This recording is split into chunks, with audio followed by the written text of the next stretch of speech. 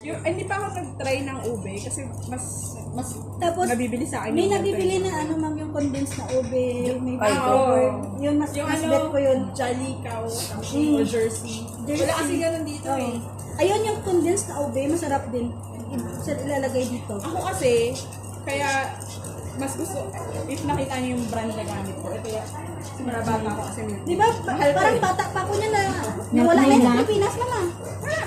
Meron. Pero kasi mahal to sa Pilipinas. Mahal.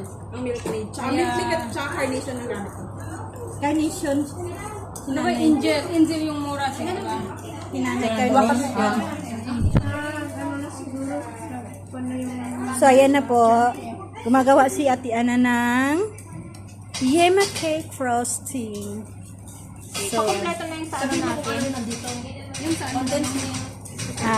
nag-mix lang siya ng condensed milk. 1 can of condensed milk.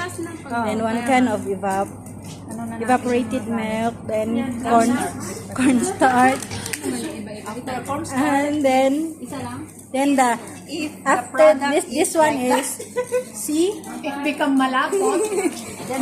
this is the final product. This one is new. Waiting to This one is waiting. the But this one is almost done. See? It's already done. Yes, ma'am. This it's done already. See? Looks the different. This one is. Pwede mo naman Pwede na. Walang gagamit. Kasi kailangan... Kasi basta nabadalhin mo na lang.